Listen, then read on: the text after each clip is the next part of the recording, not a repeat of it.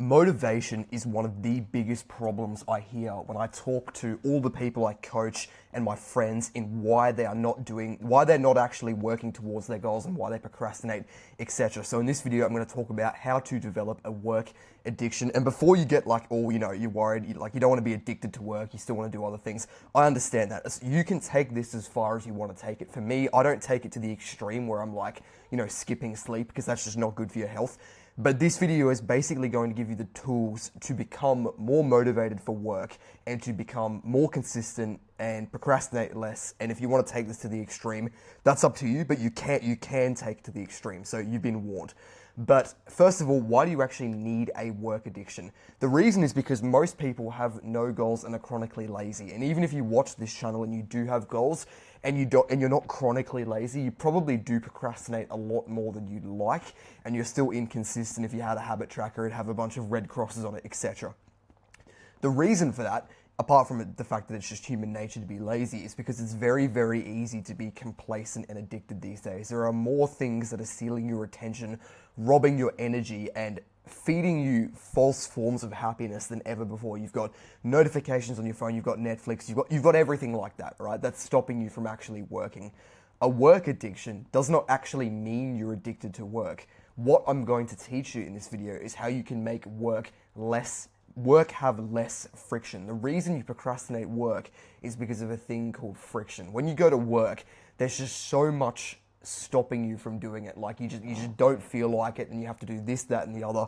All these things getting in your way that make it very, very difficult to go to the gym or to sit down and write, a chapter of your book or whatever your work task is, as opposed to things like TikTok and scrolling on social media, whether it's completely frictionless, if you know what I mean. There's no friction at all to scrolling on social media. Those things are stealing your attention. So by the end of this video, you'll understand how to make work enjoyable. You'll understand it's never going to be easy to resist bad habits from the get-go, but you can actually make it easy to resist bad habits. I presume most of the people watching this don't do heroin, and you find it very, very easy to not do heroin, even though it's one of the most addicting things that's ever existed, simply because you've never done it before. And we're going to do that with your bad habits you do now. You're going to do them so infrequently that it's actually easy to resist them. And I'm also going to show you how to get dopamine from results, and we'll talk about dopamine in a second. But the TLDR of this page is that a work addiction is a better life.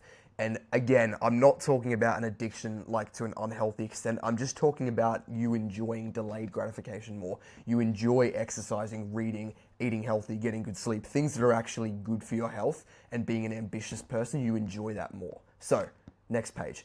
How to develop a work addiction is step one. What you've got to understand is that motivation, this thing we call motivation, is actually dopamine. So if you don't know what dopamine is, it's basically a hormone in your body. Hormones are chemical messages. You've probably heard of testosterone, estrogen, insulin. There's all kinds of adrenaline. There's all kinds of hormones, right? And they all do a different thing. But dopamine is effectively the motivation hormone. So when you see certain things, they produce a lot of dopamine. And when you see other things, they don't produce as much dopamine. So for example, when you see, a bunch of cookies, for example, that you really, really enjoy, they're delicious, you feel motivated to go and eat them. And the reason for that is because your brain gives you a dopamine spike when you see them.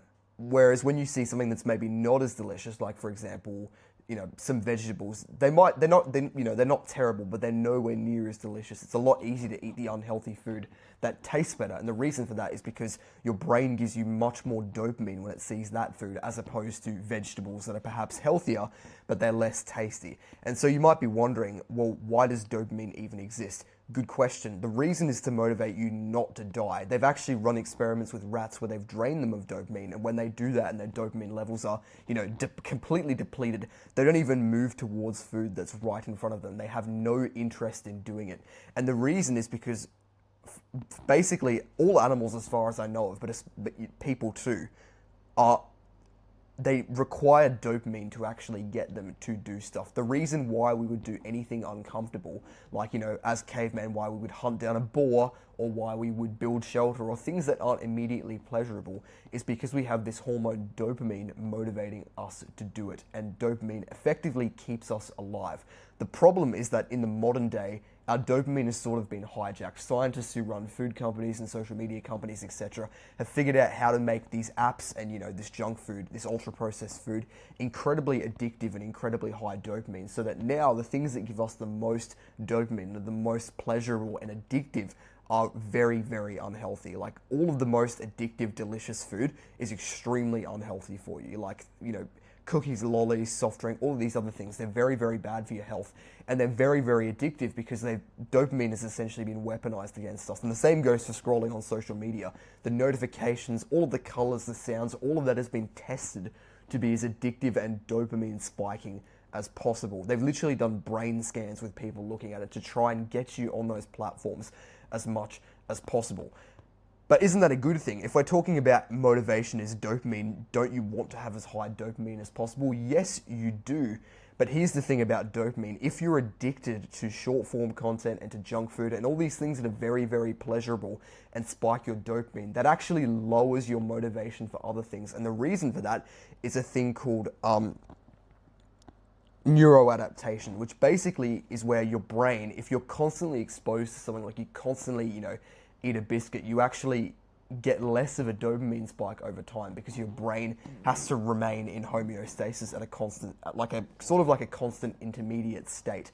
And so you actually get less dopamine over time from those things. You sort of get used to them. You've probably heard of addicts building a tolerance, but that actually applies to other things as well. And the problem with that is that when you do so many bad habits, like you've probably seen, what you probably haven't seen actually, but for people who are very, very addicted to scrolling, like they scroll for hours a day, those people never read. And when they try to, they actually complain that they can't. And that they're actually right. It's very, very difficult for people who are addicted to social media content to read because they're so used to getting very, very quick fire dopamine hits from scrolling through shorts, that reading a book becomes incredibly difficult, and there's a lot of friction there because they're not motivated to do it. So if you want to be in a state of high dopamine, you actually sort of need to cut out the high dopamine, things that are the high dopamine bad habits, things like scrolling, junk food, and all of these other things. And that's what we're going to talk about in this video. But the bottom line of that is that if you are in a high dopamine state, there is a lot less friction with delayed gratification behavior. So things that aren't immediately pleasurable right now, but are pleasurable in the future, which of course means that you do those things more. So we're going to talk about, I'm going to use this acronym CFE in this video, which stands for Competing Forms of Entertainment. And what it basically means is everything that isn't what you're immediately doing right now that you could be doing. So for example, when you're working on something, you're going to be thinking about, you've got notifications on your phone, you're going to be thinking about some drama you saw, thinking about the food you have in the fridge, thinking about Netflix, you're thinking about all these other things as well. Those are all competing forms of entertainment. And then also just, competing forms of entertainment generally are bad habits. They're usually one and the same thing. But these things make it very, very difficult for you to remain in a high dopamine state because you feel very, very motivated to go and do these dopamine spiking bad habits, which are of course going to make everything else very, very difficult. Dopamine spiking bad habits lower your baseline dopamine and put you in a low dopamine state.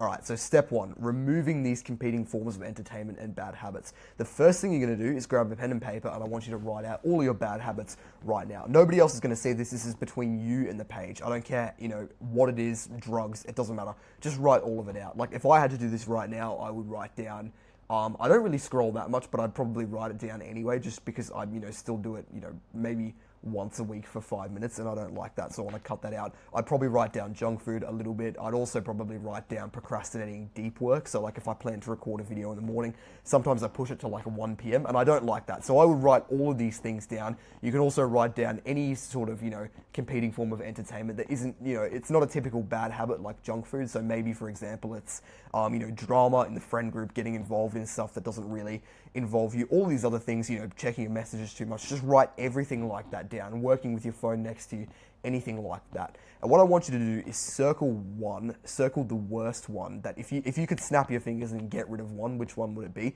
Circle that one, and I want you to literally declare war on it. That sounds a little bit, honestly, that sounds a little bit cringe, but it's very, very effective. The reason you do this bad habit so much is because you're essentially in autopilot mode where you kind of act emotionally and you just do stuff you feel like doing. The only way you're going to stop doing this bad habit that you feel like doing is if you actually take manual control and you make sure that you're no longer going to do it, or you're at least going to reduce it. And I want you to understand that there are no high performers who are addicted to scrolling, who procrastinate on their work, and who think about video games while they're working. People who are high performers, the best possible version of you, does not do these things. And so if you don't declare war on the bad habits that are actually causing you to not want to go to the gym, to not want to, do whatever, learn a language, whatever your habit is, whatever your goal is right now, you're just not going to reach this level because you're not actually taking the steps required to get to that level.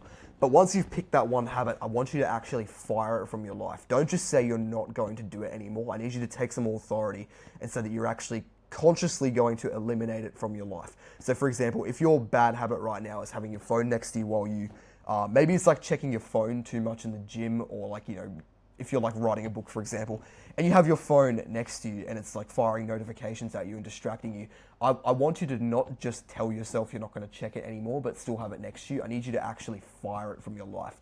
So what you're going to do is set your phone on grayscale. You can power it off as well. You can put it on silent, put it in another room, and you can even lock it in the glove box of your car. Like, especially if you got like a 2-story house and you're on the 2nd story and you go lock it in your car on the 1st story, that's so much friction stopping you from doing that bad habit. We mentioned friction earlier, but what I want you to understand is that when it comes to bad habits, friction is good. You want as much friction as possible between you and the bad habits, and as little friction as possible between you and the good habits. Friction is anything that would stop you from doing something. So, location, maybe you not seeing the habit, you not thinking about the habit not being as rewarding. If you want a really, really good book to read on this, by the way, you can look up Atomic Habits by James Clear, where he talks about the 4 things that make habits addictive. And then obviously if you do the opposite of those 4 things, you can try and unaddict yourself from that habit. So yeah, I definitely recommend go and check out that book.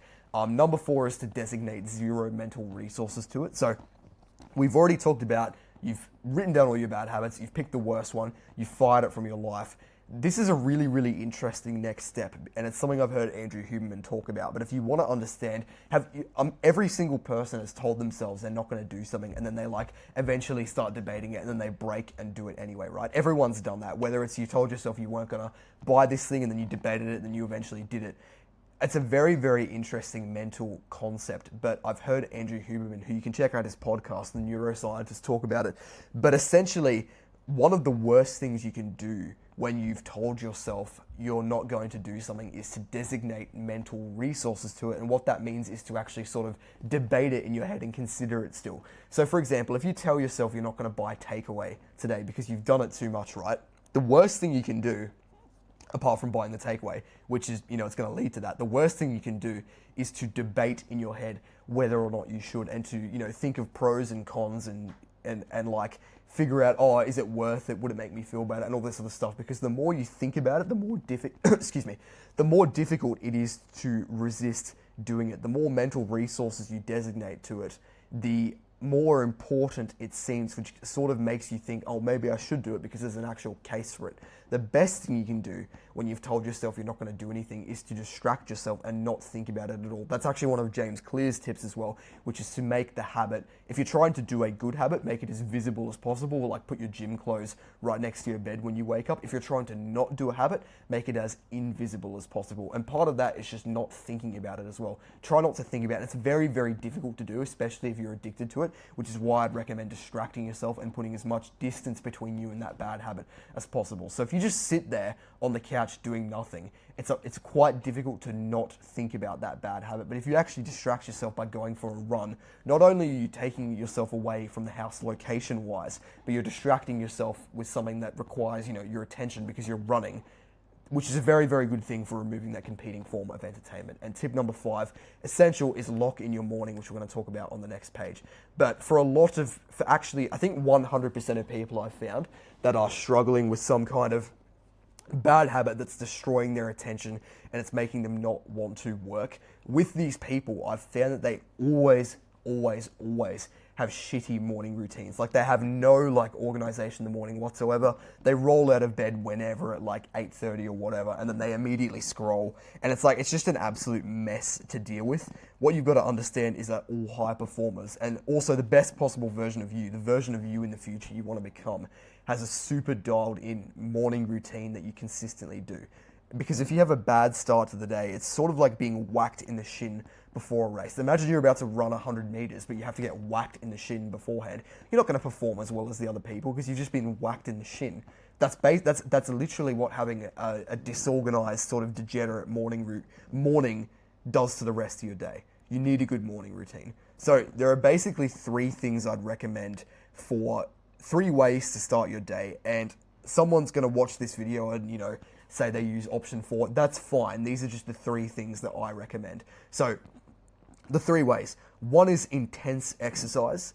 The other is work on some kind of project.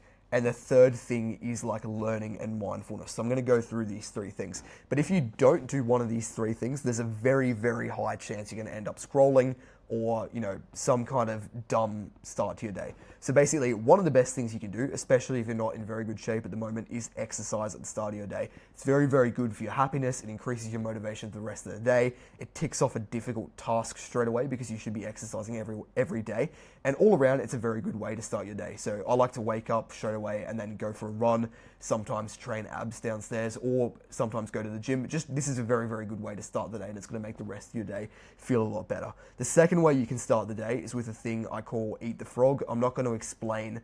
Will I explain it? It's basically, I think it was Mark Twain maybe who came up with it, but it's basically the idea that if you had to eat a frog with your dinner, it would be better to eat it before dinner than afterwards because it's better to get the difficult thing out of the way. So whatever goal you're working on at the moment, if you can knock off one difficult task first thing in the morning, that is going to make the rest of your day good. And I actually like doing this one too. This is the one I do most. I usually start my days working on my laptop outside, just on some kind of work project. And the third way you can start your day is sort of with what I call the slow start, but it's basically reading, journaling, learning. That's not too bad of a way to start your day. I definitely prefer these two, but for people who are maybe not morning people, they might prefer to wake up and just read straight away. And the reason this is good is because if you're reading first thing in the morning, it's going to help you with your concentration for the rest of the day compared to like scrolling or watching content or just listening to music or anything like that.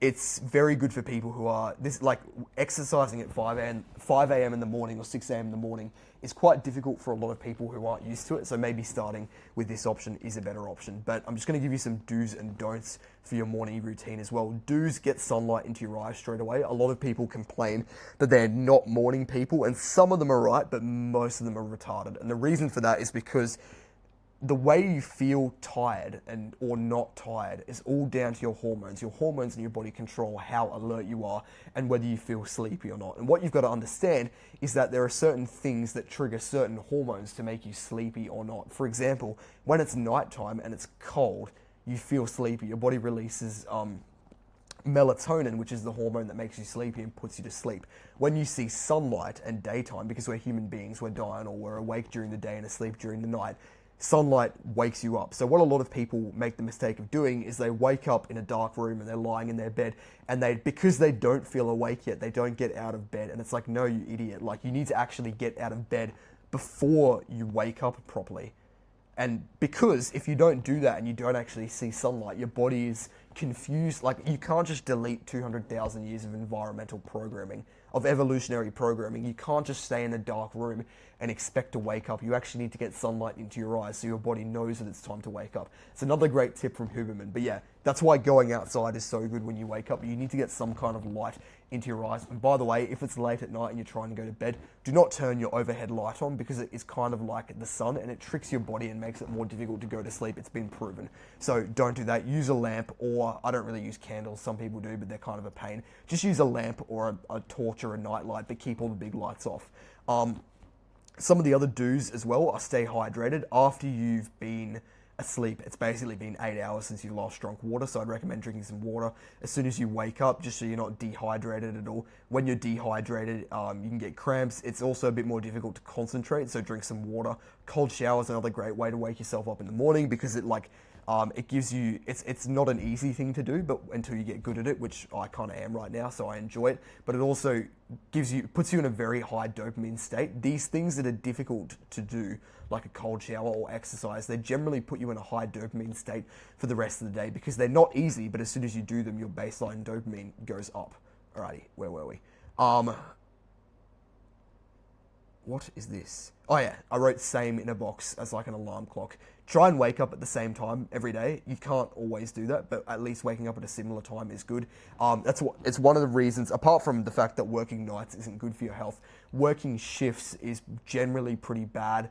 When I say shifts, I mean 24-hour shifts. If it's like 3-hour shifts because you're still in high school, that's different. But like 24-hour shifts at all hours of the day are generally quite bad for you because you just don't have a consistent sleep time, which isn't good for you. And the final do, I would say, is to have a plan. I recommend planning your days the night before so that you don't just wake up and you have to like plan your day. You should wake up and be able to look at your schedule and know exactly what you should be doing. There are 3 very, very important don'ts that you shouldn't do first thing in the morning. And I think one of them is obvious and the other 2 are going to concern you. The obvious one I'll give to you first, which is don't scroll. In fact, I'd recommend don't touch your phone at all because a lot of you, you just don't know any better. Like you're so used to scrolling in the morning that as soon as you grab your phone, it's the automatic thing to do. What you should do is do what we talked about earlier. Put your phone in a different room, lock it in your car so there's as much friction as possible. Buy an alarm clock for like $4 that some Chinese kid made on Amazon. Use that instead, all right? So don't touch your phone. Scrolling first thing in the morning is sort of like the opposite of a cold shower because it's just going to destroy your concentration for the rest of probably the day, maybe even the next few days. If you don't scroll, you'll know, and you start scrolling, like just a one-off time, you know what I'm talking about. In fact, I think it was 2 days ago, I didn't really scroll. I scrolled for like, I shit you not, 40 seconds. Like it wasn't even for that long. And I could feel it when I tried writing my book afterwards. Like I could feel the damage it had done to my concentration. So yeah, just bear that in mind. The next thing as well is the news. This is a controversial one. It's also not one that I hear. I've only heard 2 people on YouTube, 2 productivity people, recommend not watching the news, which is bonkers because the news is absolute rubbish. It is fucking garbage. Trust me, you need to take my advice on this because I used to be a person who would watch the news like almost religiously. Like I would watch it 5 out of 7 days a week. I would usually catch the news in the morning and then I'd usually catch it at night when I ate dinner. And what I've since realized is that there is literally nothing of any importance on the news. Like this morning, I didn't watch the news, but I walked past where my family was. So obviously, I heard like 10 seconds of it. And they were just talking about like whether or not, like the gym shorts that girls wear in the gym. They were talking about whether or not they should be banned. That was like a headline on the news, and it reminded me, like, this is just rubbish. Why do people watch this? I think in the entirety of 2025, there was a total of 0 things that I actually... there were 0 things that personally affected me on the news, even though I didn't watch the news. Like, someone would tell me if it personally affected me. And there was 1 thing that I actually wanted to hear, which if you're Australian, you probably know what that is because it's a little bit unfortunate. But yeah, there was a total of 1 thing that was actually important to me. Everything else for the entire year had 0 impact on my life whatsoever. People will say like, oh, but I want to know about the tariffs. I want to know. No, you don't. It fucking doesn't matter. If it's important to you, someone will tell you. If you're directing $1 million company, fine, you can watch the news. But if you're that wealthy at that point, just have someone do it for you because there's so much rubbish and it's not important for your health, right? I think the year before, in 2024, I only watched the news a little bit and there was a total of 1 thing that it didn't even really personally affect me. Like someone got shot within 10 kilometers of where I lived. Like it's like, but that, who gives a shit? Like that sounds insensitive, but I don't know that person. That doesn't even affect me. That's the closest thing that's ever happened to actually affecting me on the news. And that was 1 thing in that whole year. And also I found out about it before the news did because a friend who lived near there told me. So there's just no reason at all to watch the news. I haven't actually talked about the cons of the news, but basically, apart from the fact that it's a waste of time, it makes people anxious, that's been proven. It makes people depressed, that's been proven. It makes it difficult to like read books and do other things that are useful because now your bandwidth is just stretched. You've got 1 extra thing to think about, etc. It's just not good for you, all right? So don't watch the news. The 3rd thing that you shouldn't do immediately when you wake up is eat breakfast. And someone definitely just clicked off this video when I said that, but it is generally not a good idea to eat breakfast as soon as you wake up. And the reason for that is because no other animal does that. Human beings didn't do that when we were cavemen. You didn't just wake up and have breakfast. You had to actually hunt an animal down first. And I just find that as soon as you eat, it sort of takes you out of fight or flight mode and it puts you into rest and digest mode where you basically don't really feel like doing anything productive because you're digesting food. So what I'd recommend you do is you start the day, start the day with one of these 3 things first, and then you can have breakfast afterwards if you want. I'm right now doing a weight cut for the gym, and I don't eat breakfast until like midday most days, or 1. I don't even I wouldn't even say I eat breakfast. I just eat lunch at like 1 p.m. and that's perfectly healthy. In fact, some people recommend it. It's fine to fast for the first part of the day, and it like makes me more productive. I get more stuff done, and I also tend to eat healthier as well. By the way, if you are eating breakfast, do not eat cereal. I put that picture there as a reminder to say that like this shit is bad for you. If you're gonna eat breakfast, don't eat anything that's like ultra processed, full of sugar, full of chemicals, because it gives you brain fog. I challenge you for 1 week to just eat like eggs, eat like fish, yogurt, just eat something healthy for breakfast, right? And then eat a huge bowl of cereal for breakfast on the 8th day, and you'll see the difference it makes, because you just won't be able to concentrate afterwards. It'll destroy you. You won't realize it because you've just been doing it your entire life. But trust me, like this shit destroys your concentration, destroys your motivation, and it's not good. So step 2, that was step 1. Very, very long step, but the rest is shorter. Step 2 for building an addiction to work and actually being more motivated to do work is to rebuild your reward system. So what you've got to understand is that your brain currently you've wired your brain to get its dopamine and its happiness from instant gratification bad habits that aren't good for you. What you need to do is rewire it to get dopamine from work. And what you need to do, I call it gamifying. You don't really need to call it that, but essentially you need to actually find ways to enjoy working on goals. The big problem with dopamine is that human beings are naturally lazy and we pursue things that are easy. So like we would rather sleep in than work. And this works for like cavemen and a lot of animals. But because we're human beings, we're the only species smart enough to like build our own bad habits and the only species dumb enough to build our own habits. Because the things that are easiest right now are incredibly bad for you, like, you know, drinking booze, scrolling on social media, etc., things that other animals just don't have. Doing these things that are very, very easy for you and have the highest dopamine are just going to destroy your life. So what you need to do is you need to give yourself another option that is actually high dopamine that you enjoy doing. So what I like to do, this links back to planning your day the night before. Where did I put that? Yeah, planning your day the night before. It links back to that, but basically if you can break your goal down into tasks and set them the night before so that when you start your day, you can look at your calendar and see what you have to do.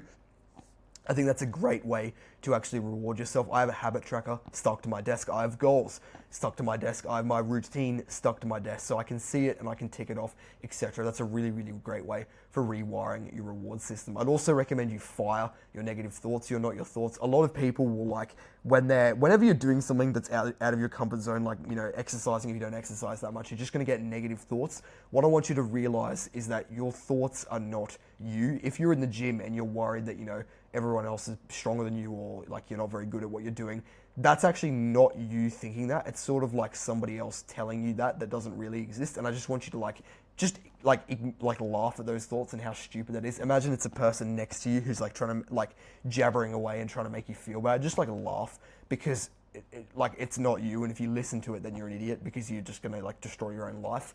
The next few things, write your big goals down as well and display them. Already talked about that. I have mine stuck to my desk. Yeah, these are 2 interesting points. I've written stay stupidly ambitious. I think the problem with a lot of people is they don't set any goals at all. So if you want a video on goal setting, I'll have it linked in the description. But yeah, there's a lot of people just don't have any goals to work on at all. So of course they just do, you know, sort of degenerate bad habits because they have no reason to actually delay gratification for the future. So yeah, I would recommend you actually do set some goals as well if you haven't already. I'll link the video below. The final thing on this one, rebuilding your reward system, is to audit your circle. You become like the people you hang around, and if you're hanging around people who are doing a bunch of bad habits and they're not particularly productive, it's just going to be a lot harder for you to do that. So honestly, the best thing you can do is just do the habits you're doing anyway, and then hang out with people who also do it. Like if you're going to the gym and none of your friends do, you can just make friends with people at the gym. And I'm not saying to be cutthroat and eliminate people from your life for the the smallest of things, which I've been accused of doing, but I don't do that. Like, it has to be a serious reason if I don't talk to someone anymore. But yeah, just doing that is like, be vigilant of who you're hanging around.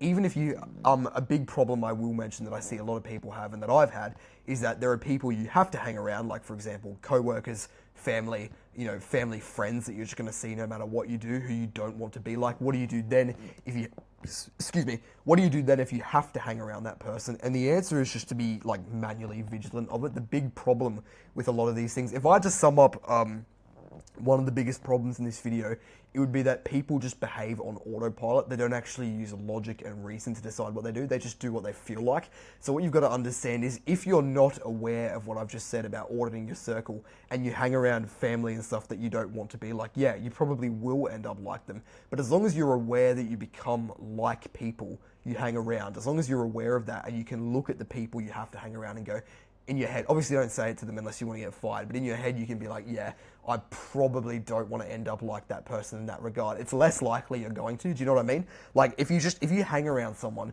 like if you have a family member, for example, who's like incredibly obese and gives terrible advice and like you don't want to be like them at all, you don't have to like stress and be like, oh man, I gotta cut them out of my life. I'm gonna end up like them. No, you probably won't. If that's the kind of thing you're thinking, you can actually use them as a reverse role model. I can't remember who first told me this idea of reverse role models, but basically, as long as you're aware that you generally become people you generally become like people who you hang around, you can actually use people you hang around that you don't like, or maybe they're nice people, but you don't want to be like them, as reverse role models. So if there's someone, for example, a family member I said before, who you don't want to be like at all, you can sort of use them as a reverse role model when they say stuff, and you can just listen, because often these people just like talk, and you can see, you can understand their beliefs and why they are the way they are. And in your head, you can just, take note of the fact that you're just not going to be anything like them, and you'll probably be fine if you do that. So step 3, staying consistent, not slacking. Now, the two things we've established so far are eliminating competing forms of entertainment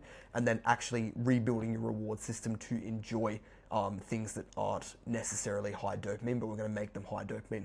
What you've got to understand is that consistency is the oxygen of progress. So it doesn't matter how much work you do on day one. If you never do any other work for the rest of your life, you're never going to reach one day where you actually have your goal. You need to have consistency, and you need to actually repeat habits over time to make progress. So one of the best things I'd recommend for this, which I've already mentioned, is a habit tracker. I think, do I have a picture of it in this video? I do. This isn't a full habit tracker. This is a screenshot off the top of a habit tracker I have in my school community if you want to check it out. But basically, a habit tracker just has days. These are like the dates of January, and you have the habits down the left side, and you just tick them off. So for example, if it was the 3rd of January, and I meditated, which I'm pretty sure I did, you just tick this one off, for example. Pretty simple to understand, and you can just stick it to your desk. Some people have digital ones, and I find I prefer a physical one because there's more accountability and it gets me off technology. But yeah, you can do whatever you want. You can try a digital one if you like, but I'd recommend just writing one out and sticking it to your desk. What else is there? I'd also recommend planning your key tasks into your schedule. So for example, don't just like say, I'm going to go to the gym today. It's much better to say gym at 5 p.m., recording at 1 p.m., etc. Have an actual time that you're working towards. It's much better than just having a bunch of habits and like haphazardly doing them, because if you're anything like me, you just end up procrastinating. You've also got to remember what got you there. For example, if you have, say you've got really good focus because you've been meditating for like a month or 2 months, right? What can happen a lot of the time is because you have very good focus, you might actually stop meditating, for example, or you might stop eating clean because you've already got that, you've got that result. And then what happens is, of course, you slip back into having poorer focus or poorer health because you stopped doing that habit. So just don't forget what got you there. Just because you've achieved a goal doesn't mean you can slack off and stop doing it. When you do these positive habits, you're doing them for life. You're not like exercising for a few years or months to get in good shape and then you just stop doing it. You have to actually keep doing it. So you might as well find a way to enjoy it, and you need to make sure you stay consistent in it. Do not get complacent. That will put you into a rut. Cool. Step 4, maintaining a fun lifestyle. So this is sort of like, I added this step. Originally I wasn't going to put this here, but I've actually decided to add this because what I've found for a lot of people is this idea of friction, which I've mentioned a lot, seems to get in the way. So if your life becomes very, very boring and unfulfilling, your dopamine is just going down, which makes it it's going to make it difficult to do those good positive habits that are delayed gratification because you just don't enjoy your life at all. You need to actually maintain a fun lifestyle. So a few things I'd recommend. One, make sure what you're working on is still purposeful. A mistake I see some people make is I'll see them, for example, set a goal that they don't actually want. Like they might set a goal to get like A's in their subjects or like, and just something that they don't even care about, like just because, and it's like I have to actually get them to think about it for a second, and they realize, yeah, I didn't actually want to do this. I know for me, when I originally started this channel, it was all about language learning, and I enjoyed it because I enjoy language learning, and I still do, but it just wasn't my purpose. It wasn't what I wanted to help other people get better at that much. Like I still do like give people tips and stuff, but I didn't want to make it my thing. I just thought about if I could grow this channel to 1 million subs with the snap of my fingers on any topic I wanted, would I pick the topic I'm doing right now? And I realized no, I wouldn't. I would pick self-improvement. And then I realized, well, why the hell am I doing this then? If I could snap my fingers and if I'd rather snap my fingers and have 1 million subs on a self-improvement channel instead of a language learning channel, why am I doing language learning right now? It doesn't make any sense. And so I decided to do this instead because it's more purposeful. And I think a lot of people, you know, we're all kind of dumb. Most people, like including me especially, do just dumb things like this, which sort of derails our life, and it's just not a good thing. But I'd also recommend to keep excitement in the near future, leave the house every day. You'd be surprised if you work from home or you have like a 3-week holiday, for example, where you're not actually doing stuff, you'd be surprised how much you stay at home because everything you need is just at home. So what I recommend, every single day you find some reason to get out of the house. You can go to the library, you can go to the park, you can go to the shopping center, you can go just gym, anywhere. Just find a reason to get out of the house. It's not normal or good for your health to stay in the house all day. Make sure you leave the house every single day. And just variety as well. I'd also recommend, like, you can have one main goal as you want, but don't just have one goal. Like, you can, like, how do I put this? You can have one, there's nothing wrong with having one main goal you're working towards. I have one main goal I'm working towards, but you should also have other things that you also enjoy working on. So I have YouTube, for example, but then I'm also learning Russian, and I'm also going to the gym and, you know, like getting in better shape. And I also, you know, I'm writing a book at the moment. Like I have a bunch of different things that I'm doing for a bit of variety, and I think that's a nice way to live life. And the final thing I will say for maintaining a fun lifestyle, looks very, very extreme, don't worry, let me explain, is the gun to head analogy. So I want you to imagine for a second that I told you whatever your goal is right now, your biggest goal, you've got 1 hour a week to work on it, and if you work on it any more than 1 hour a week, I'm going to shoot you in the head, right? So you can only work on it an hour a week. What would you do? If you were exercising, for example, you would say, well, obviously go to the gym. You're not going to waste, if you've only got 1 hour, you're not going to waste it watching like gym TikToks. You're not going to waste it reading Jeff Nippard's book. You're not going to waste it meal prepping if your goal is to get in better shape. You're just going to go to the gym.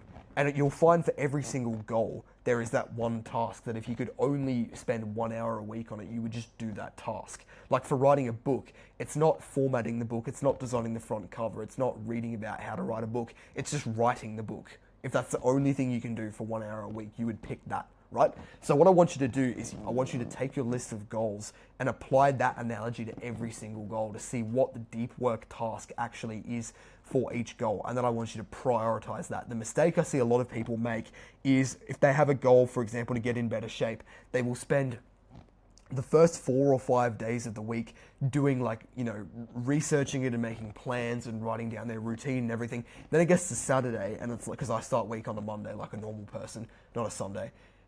If you think a week starts on a Sunday, unsubscribe, I'm joking. But for a lot of people, they will do that, right? And then when it comes time to actually exercise, it's like, I've got 2 days left, and I said I was going to go to the gym 3 times this week. Like, I'm going to have to go twice in 1 day to make up for it, and it's just not a good spot to be in. So make sure you are prioritizing the key task that is going to get you the highest return on investment. And you can add in the other side tasks as well, like the studying and the formatting and all these other things, but just make sure they're secondary and you're not sacrificing the main key task for those other things. Guys, that is the video. Success Blueprint linked in the description if you want to check it out. I jump on call with all of my students and I help them achieve their goals instead of habit tracker and everything like that. I'll link that video on goal setting in the description. Thank you for watching.